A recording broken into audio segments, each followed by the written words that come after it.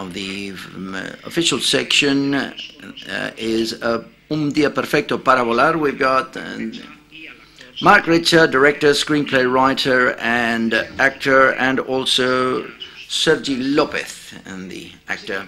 They're eagerly awaiting to answer your question. So first question, please. Who would like to ask the first question here in the front row?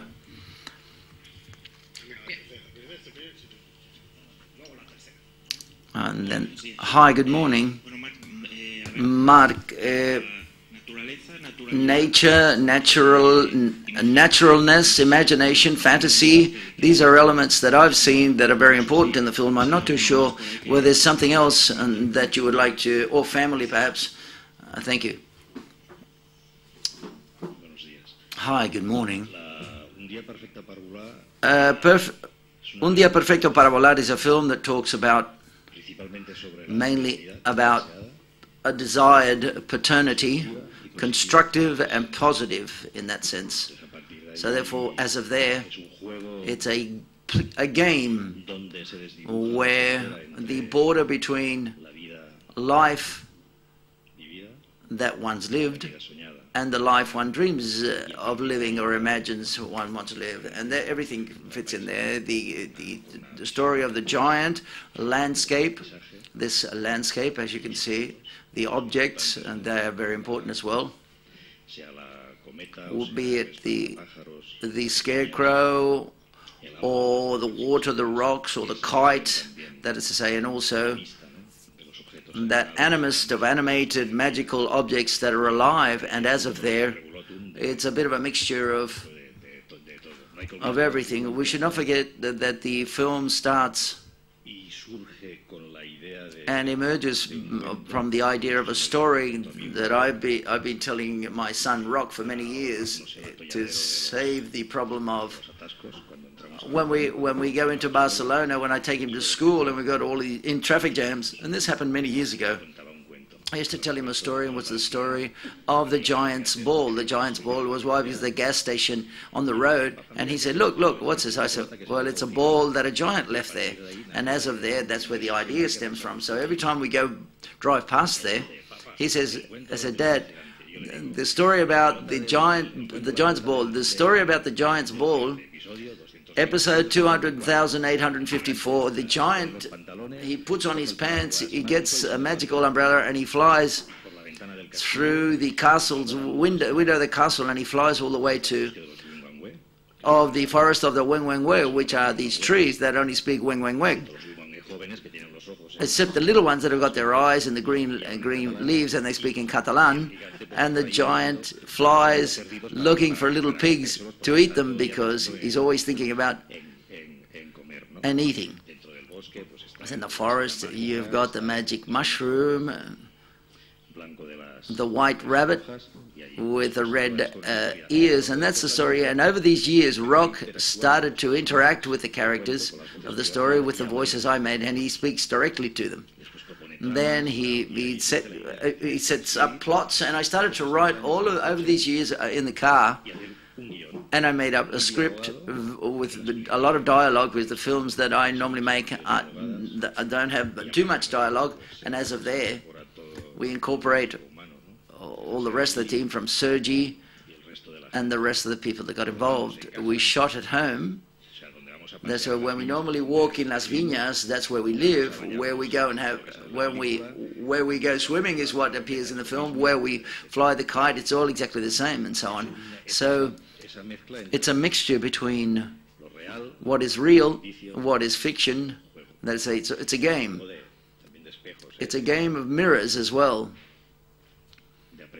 of a learning process, a two-way learning process. There's Rock, but there's a mirror in front of Rock, and Rock, it's a dialogue between him and learning on the way there and on the way back. It's a return trip. Hi.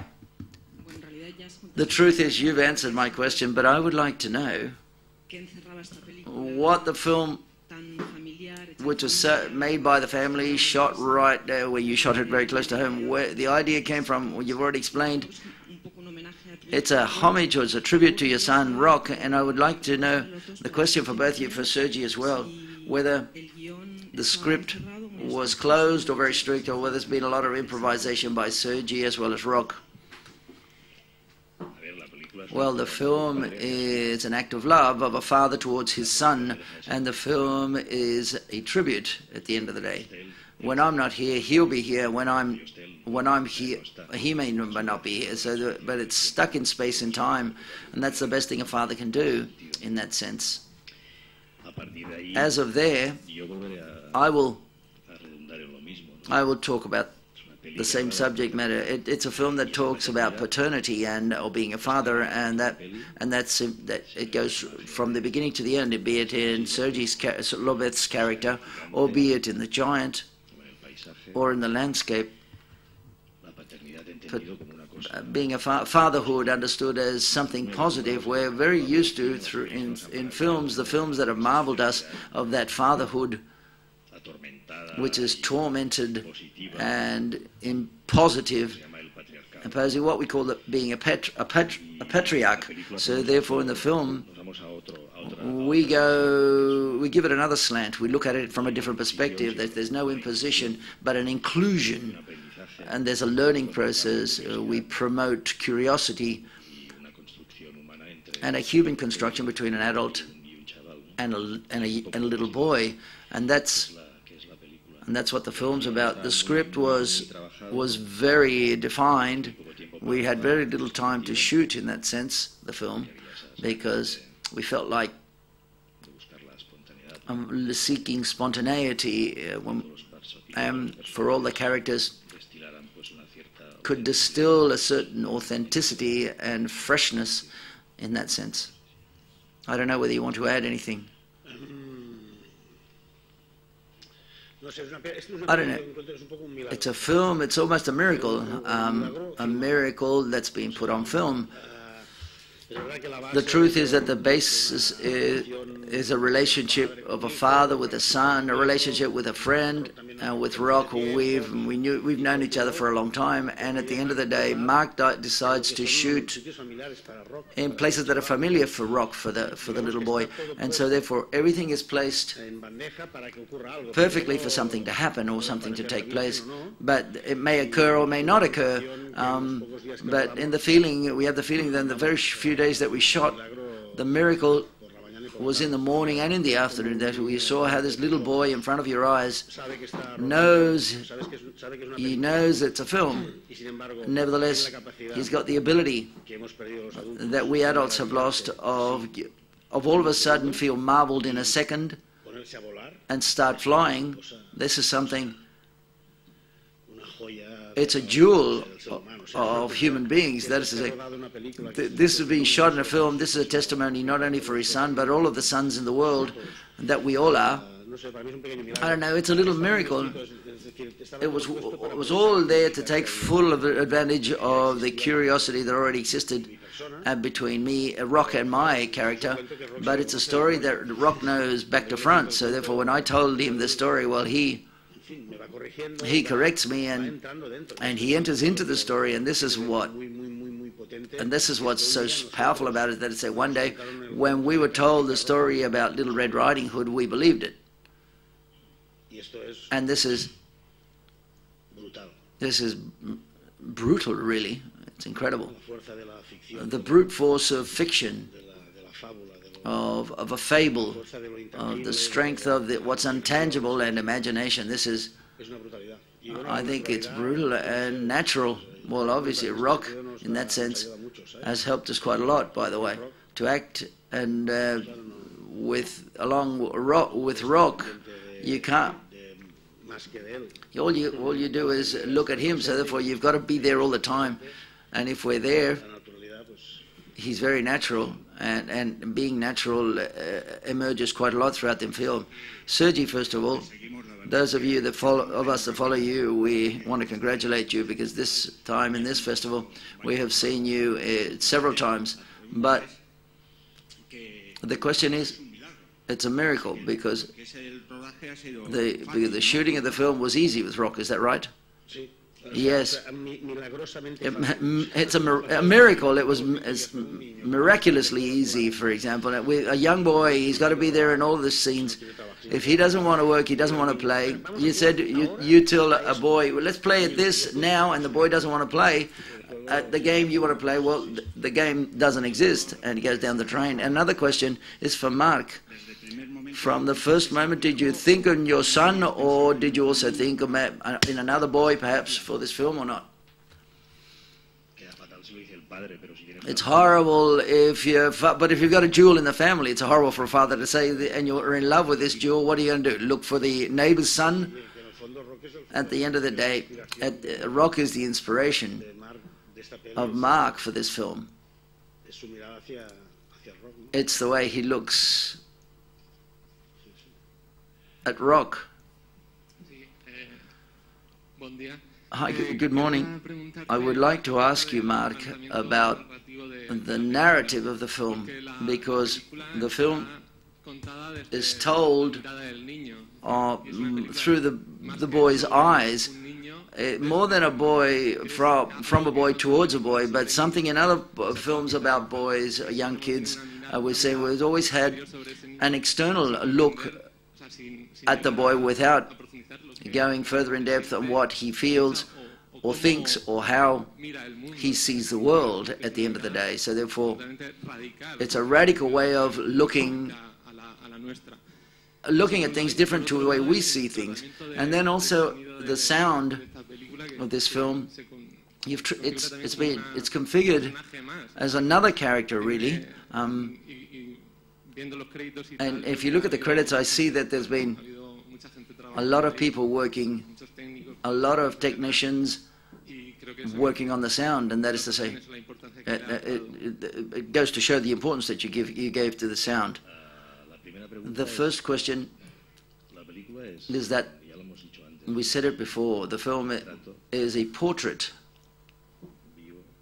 a live portrait upon the intimate life between a son and a father and a son and a father. The idea was, how do we address this film through the transmission, oral transmission of knowledge, and through observation, an enormous observation. This is not improvised, because it's the life of a young boy who was 6.5 years old then, and that's his whole life. And it's a work of observation, living like a father, and having the privilege, and I continue to have the privilege of being with him.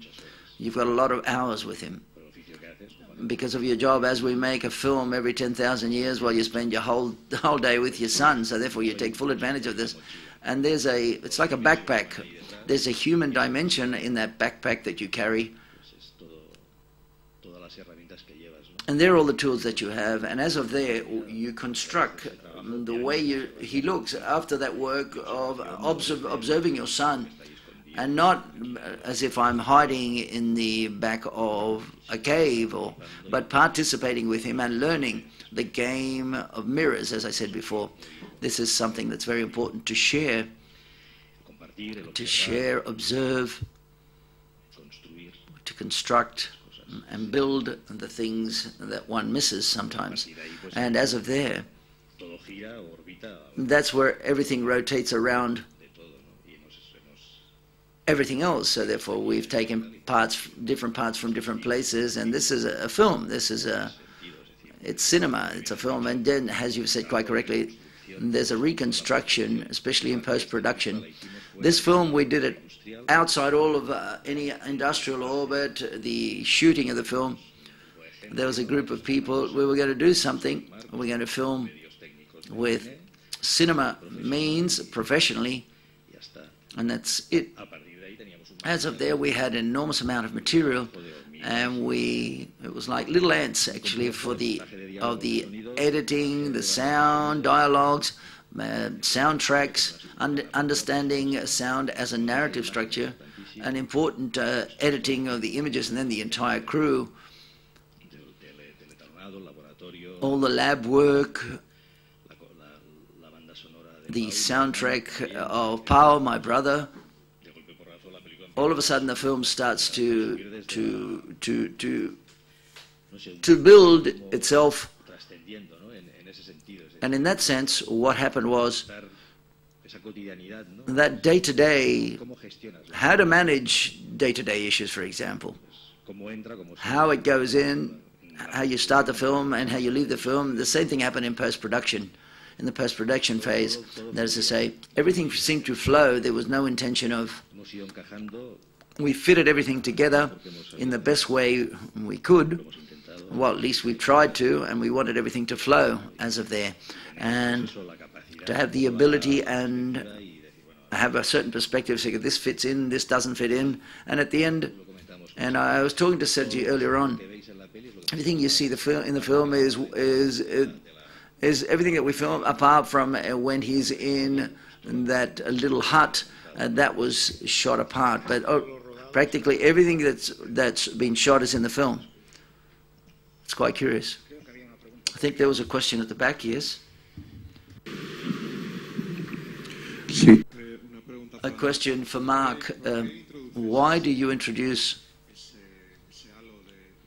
that halo of fantastic cinema that we start to see in the film? And there's a tragic component. And because of that character of a testament that you're trying to make to your son. If the film talks about paternity or fatherhood in that sense, the father is omnipresent throughout the film. And the father understood positively, not as an imposition, but as a protector. Children need love and they're like a little red light that illuminates this with energy and warmth. And so people, the people that they ask to get close to them is their parents. The father is the person who's next to the son. He doesn't impose, he accompanies him. He accompanies him so that he can feel secure and loved, and so that he can fly, and so that he can be free. That's what I wanted to say in the film. And as of there, with that work of promoting curiosity, so therefore there's a pantheist vision, almost magical, of the conception of the landscape, and all of it obviously talks about absence, as you say. It's the absence of. Sergi is absent, the giant is absent, we're all absent, but we accompany the boy. We don't leave him on his own. We give him security so that he can be free and autonomous and independent. That's the idea. The starting point in that sense, in the moment, as there's a little part which goes click and we go to the other side, we go into the world of the dead, of the people that are absent and so forth. That's what it's about. Absent, it's absent, but everything exists at the same time. And at the same time, Sergi's character is the invisible friend that many people have had when we were kids. But he's also the beloved friend that you would hug for many hours. But he's still someone who's present, that the children need. They need someone to love them, to be with them, but to not flatten them when they allow them to live, but to not hurt them when they hug them. That's what I'm talking about. In the credits, 6 characters, you 3, you 2, the Chan, the Scarecrow, the Kite, and a name which is called the Giant. I would like to ask you, in the film, there are only 3 human presences.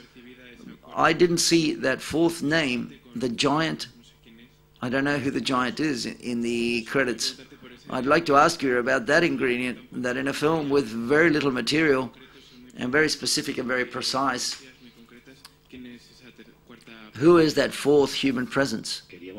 We wanted to add the ants, but there were so many that the credits wouldn't finish. We wanted to add the rocks, we wanted to add the grapevines, everything. The Giant is played by Josep Maria Sanz, and there's a debate there. What are we going to do with the Giant? Does he appear or doesn't he appear? Or what he says, does it come out or not? But there's a silhouette that appears with the light in the background and the wind's blowing and there are some pines and there's a silhouette. Is that the Giant, or is that a worker who works in the fields, but that gives us a moment that all of a sudden you leave the story, you get out of the story, and it's someone who's observing what's going on. It's just a moment that reminds the audience that we're in a film and someone's observing from outside, in that sense. Hi, good morning. I would like to do, has your son seen the film? How did he see himself? How did he feel? Whether he liked the experience? He sees it as if we were having a shower at home or going to the beach. It's the same thing to him. He sees it as natural as, yes, very naturally. There's no problem at all. I suppose the son of a carpenter sees it normal that his father is making chairs. Yeah, but he's on the screen. But the son of the carpenter sees a chair. Well, Dad makes chairs and my dad makes films, and so therefore there's nothing. He sees that very normally. And obviously, he's going to become a blacksmith at the end of the day, my son. Yes, I'm going to leave the film, if you'll allow me, and I'd like to ask you, where are you? Hi. Whether Sunday is a perfect day to fly. All Sundays are perfect days to fly. Even Mondays are good. Freedom.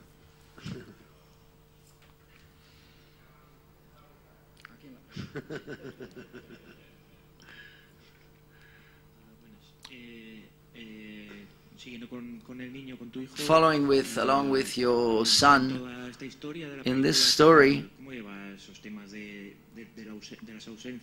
how does he, things that have to do with death and the absences, your son, Rock, absence and death. That's it. As you tell it in the story, I'm not too sure as a boy whether he's had any opinion as regards to what appears in the script or the film. It's a story like a tale. And that's what it's about. He took it on very normally. I'm not too sure whether he's asked you any questions or any remarks as regards this issue, the people that are absent or people that have died. He's more interested in surf on the beach.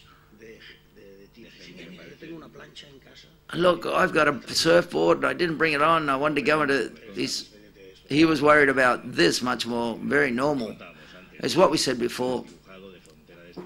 There's no borders there. There's the blurred border of what the life that is lived and the life that one dreams of living. So therefore, in the car or we're walking in the mountains, or we go to the grapevines, or we go to swim, it's all a spectacle. It's the adventure of life. The clouds aren't clouds, they are beings, but we take advantage of talking about where water comes from and where it rains. So look, Dad, look at the light, the transfiguration of light, and you go, Jesus, transfiguration of light. He uses the vocabulary. Kids are like, I imitate everything. So if you talk in one way, your son will talk it that way. Well, like the transfiguration of light, that's how you see the clouds. He said, instead of saying that thing there, from what we've lived in this life in the Mediterranean, we don't have ideograms. We do that. We say the clouds. In other places they say that, and there's a whole interpretation of what that is. Before asking a question, I don't know what you like what I'm going to say. What you've done with me is to stop watching films, and I'm going to go with my son to fly a kite. I felt like of doing it, and I want to congratulate you for this, because I think you will like me saying this, but I would like to ask you about the tone of the film, because I think it's very difficult to talk about your sons, or especially without falling into something which is oversensitive. It's quite frequent in literature, in in films, or in songs, or any artistic, any art, to talk about sons and to not go over the top with being oversensitive. I imagine you put a lot of effort in that. I'm not too sure what do you think of this? I was always a disaster when I studied, and I left school early and I can't even keep too many things in my mind too much. So therefore,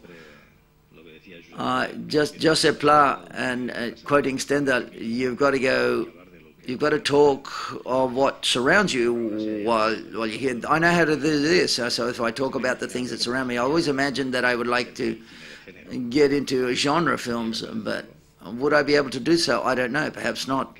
So therefore, what do I talk about? I talk about things that flow for me. If I've got to make an effort, I can't. So therefore, I suppose that films that I've made over the years, I've not done what I wanted, but what I could, and what they allowed me to do, and that's allowed me to make in that sense. If some of them came out very well, perhaps it's because of that. There's a point of imperfection. We shouldn't forget, in art, perfection doesn't exist. No matter what the effort is, it doesn't exist. So, and behind or vis-a-vis any type of beauty, there's a point of mystery. We don't tell everything. So films is that. There's a magical point. And in films, it's a learning process. Like as human beings, we grow with films, with literature, with painting, talking to people, eating dinner, making love, I don't know. There's always, it's the, how do we manage our feelings? That's what I'm talking, that's the great adventure of life. And that all, and at the same time, is a contradiction. That's as why as human beings we're contradictory. That's marvelous. And if we go down the middle track, how do we manage our day-to-day spaces? That's how we confront that mechanism of emotions and our contradictions. Well, you put a camera in front of it and you talk about it. And I insist, it's a perspective, and it stems from the work of many years of observation. That's the way life goes. That is, say, if I'm going to say, well, let's do this or let's not do that, cinema or films would lose all of their magic. And look, I come from the world of film, and I love film since I was 8 years old. I started to shoot films when I was 10 years old. I come from genre. All of the shorts that I made in the Super 8 era in the 1980s, they were all genre films. A film of zombies within a genre, zombies, a western, an adventure, Indiana Jones. What I saw in films, and that's what I shot. And films absorbed me through genre films. But to be able to make a genre film, you've got to be a master to do this. Perhaps, I don't know, perhaps I'll end up making genre films. And otherwise, it's a great paradox. It's a lot of fun. Someone who wants to make wanting to make genre films all his life, but he ends up making other films, and that's life. That's the way it goes. And you can transfer that to your day-to-day life with all of your stories that you live through. Perhaps you want to go with your son to fly a kite, and you can't. But that's going to take you to somewhere marvelous with your son, which is another place. And that's the important thing. And that's where you place your perspective, and you have a personal look upon things vis-a-vis your son. And that's films or literature or painting.